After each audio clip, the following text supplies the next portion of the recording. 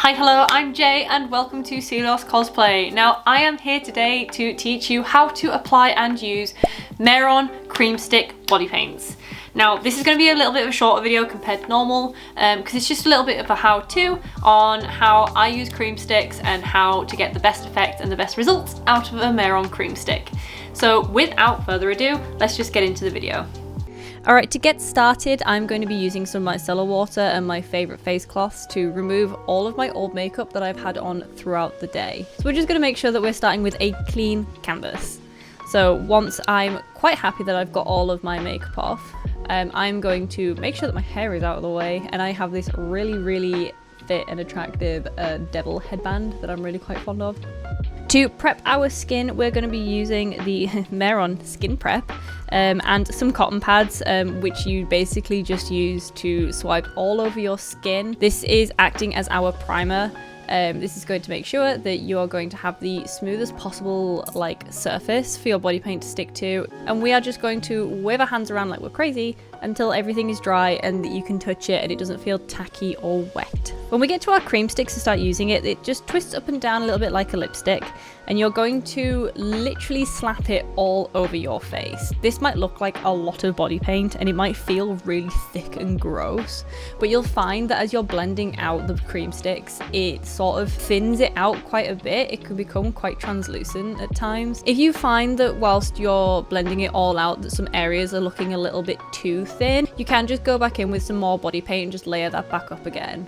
So the more body paint that you add to begin with, the less layering you're going to have to do in the follow-ups. To blend out our cream sticks, we are literally just using a bog standard dry beauty blender, and you're going to literally just pat all over your skin to drag all the body paint into every little area of your face. Moving on to our contour, I am literally just using a darker shade of cream stick. I have a dark green here, and we are going to just swipe that in some lines in our cheekbones, around our chin, our jaw, etc., where the shadows would hit on your face. We're not using too much here because you'll find that if you use too much here, it'll end up a little bit too dark. And we are going to just use that beauty blender again to blend that into our existing cream paints.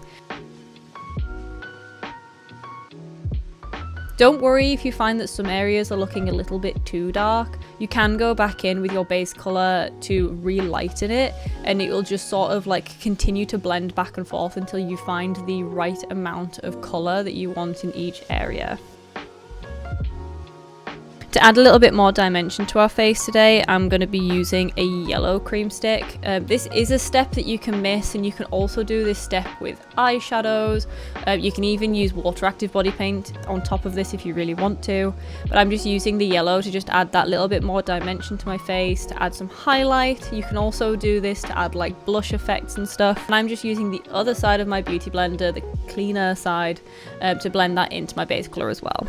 The beauty of the cream sticks is that it gives you a lot of opportunity to go back and forth. If you feel like you've done too much, you can use another colour to knock it back, and it doesn't end up feeling too thick, which was always my concern going into it. So trust me, it doesn't feel as thick on your face as you might think. Give it an opportunity.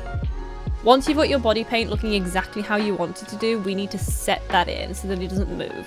And we're going to be using the Mehron setting powder to do this, and a big old fluffy brush. Now, we're not baking here, literally just using the big old brush to fluff this everywhere. There's no tapping here. Get that powder on your face because you want this cream stick to be touch dry. You want to be able to tap your skin and have nothing come off.